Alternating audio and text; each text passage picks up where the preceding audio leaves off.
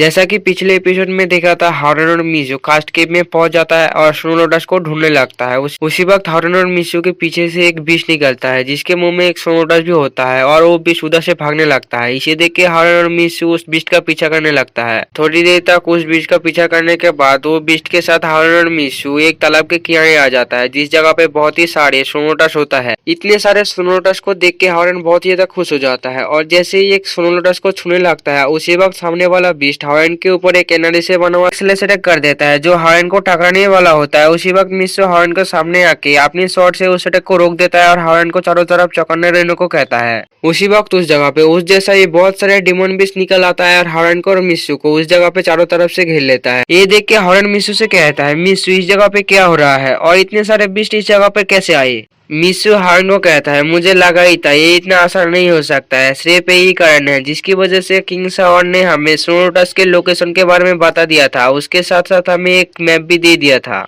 उसी वक्त एक बीस्ट बड़ी स्पिन में मिशु के ऊपर अटैक कर देता है जिसको मिशु अपने शॉट से ब्लॉक कर देता है और कहता है, और वो शायद पहले से ही जानता था इस केव के अंदर ये सभी डिमन बीस्ट रहता है और वो हमें इस केव के अंदर फंसा के इस जगह से जाना चाहता था और हम भी उसकी इस ट्रैप में फंस चुके हैं। और मुझे लगता है ये सभी इस स्नो लोटस का प्रोटेक्टर होना चाहिए जो इस स्नो लोटस को प्रोटेक्ट कर रहा है। और इनकी ऑरा को देखते हुए मुझे ऐसा ही लग रहा है ये सभी उतना ही स्ट्रॉन्ग है जितना की एक 6 रेलम के कल्टिवेटर होता है। उसके बाद दिखा जाता है हारन को जो एक बीस्ट के साथ फाइट कर रहा होता है और ये सुन के बहुत ज्यादा हैरान हो जाता है और कहता है, क्या 6 रेलम में जो मेरे रेलम से दुगना होता है। उसके बाद वो सारे बीस्ट उन दोनों से दूर हट जाता है और चारों तरफ से घेर लेता है। इसे देख के मिशु हारन को कहता है, इनमें से बहुत सारे हैं, मैं इन सभी को कुछ देर के लिए रोक के रखूंगा और तुम्हें स्नो लोटस को लेके इस जगह से बाहर निकलने का मौका मिल जाएगा। हारन कहता है, लेकिन मैं ऐसा कैसे कर सकता हूँ, मैं आपको छोड़ के इस जगह से कैसे जा सकता हूँ, आप इस बारे में क्या सोच रहे हैं। उसके बाद दिखा जाता है मिशु को जो एक टेलिस्मान निकल के अपने स्वॉर्ड से फ्यूज करने लगता है और कहता है, इससे कोई भी फर्क नहीं पड़ता, झाओको की लाइफ पूरा ह्यूमन वर्ल्ड के बैलेंस के लिए बहुत ही ज्यादा मायने रखता है, इसलिए हमारी फर्स्ट प्रायोरिटी है उसकी लाइफ को सेव करना। उसके बाद अपनी स्वॉर्ड से उन बिस्टों के ऊपर अटैक करने के लिए जाते हुए कहता है, इसलिए जल्दी से तुम इस जगह से चले जाओ। उसी वक्त मिशु के ऊपर वो सभी भी स्लेश अटैक करने लगता है जिससे मिशु साइड में आके बच जाता है और अपनी स्वॉर्ड से भी स्लेश अटैक कर देता है जो उन सभी बिस्टों की स्लेश अटैक के साथ टकरा के डिस्ट्रॉय हो जाता है। उसी वक्त मिशु के पीछे से एक स्लेश अटैक आता है जो मिशु को टकराने वाला होता है। उसी वक्त हारन अपनी लाइटनिंग से उस अटैक को डिस्ट्रॉय कर देता है और मिशु को कहता है, मिशु आपको चारों तरफ ध्यान देना होगा। उसके बाद हारन मिशु के पास आ जाता है और कहता है, मैं तुम्हें इस जगह पे इतने सारे बिस्टों के आगे अकेला छोड़ के कैसे जा सकता हूँ। ये सुन के मिशु हारन को कुछ कहने ही वाला होता है। उसी वक्त फिर से उस जगह पे एक रोड की आवाज सुनाई देता है। उधर ही साइड में दिखा जाता है स्काई माउंटेन स्नो लायन की ग्रुप को जो उस जगह पे बेबी लायन लाया होता है। हारन उस बेबी लायन को देख के बहुत ही ज्यादा हैरान हो जाता है और कहता है, ये तो बेबी लायन है, ये इस जगह पर कैसे आ गया।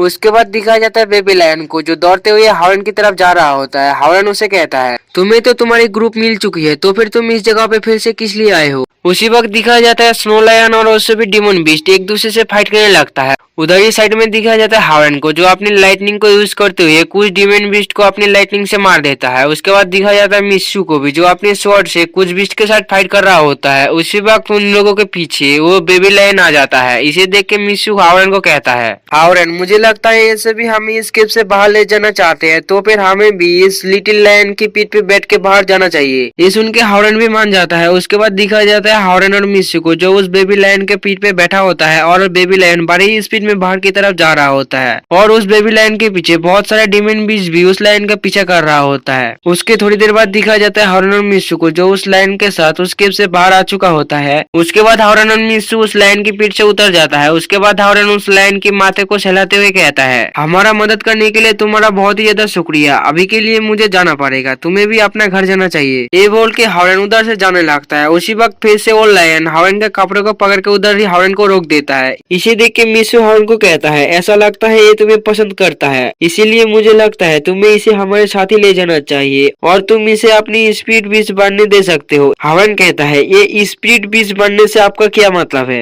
मिशु हारन को कहता है, सीधे शब्दों में कहे तो स्पीड बीस्ट एक एक डॉग की तरह पालतू विष होता है जो कल्टीवेटर अपनी स्पीड विष के तौर पर रखता है। तो हावरन, तुम इसके बारे में क्या सोचते हो? क्या तुम इसको अपनी स्पीड विष बनाना चाहते हो? क्योंकि ये तुम्हें बहुत ही ज्यादा पसंद करता है, इसीलिए तुम्हें इसे ले लेना चाहिए और इसे एक बहुत ही अच्छा सा नाम देना चाहिए। मित्सु की ये सारी बात सुन के हावरन उस लायन की तरफ देख के कुछ देर सोचता है, उसके बाद कहता है तो फिर मैं इसे लिटिल व्हाइट कहूंगा। उसकी नेक्स्ट सीन में दिखाया जाता है ड्रैगन पैलेस में, जहाँ पे मिस जी हावरन और मित्सु का इंतजार कर रहा होता है और बहुत ही ज्यादा परेशान भी होता है। उसी वक्त उस जगह पे हावरन और मित्सु आ जाता है। उन लोगों को देख के मिस जी कहता है तुम लोगों के साथ उस जगह पे क्या हुआ? क्या तुम लोगों को स्नो लोटस ढूंढने में बहुत ही ज्यादा दिक्कतें हुई थी? क्या तुम लोगों को स्नो लोटस मिला? उसके बाद दिखाया जाता है हावरन को, जो बहुत ही जल्दी से अपनी स्टोरेज पे से स्नो लोटस को निकालते हुए कहता है जल्दी से इसे मिस्टर जेन को दे दो, हमारे पास ज्यादा भी समय नहीं है। उसके बाद मित्सु कहता है मुझे इस जगह से जाना होगा, मुझे आज के सारी चीजों के बारे में ड्रैगन गॉड शाइन को रिपोर्ट देना होगा। हावरन, मैं बाकी सारी चीजों को तुम्हारे ऊपर छोड़ रहा हूँ।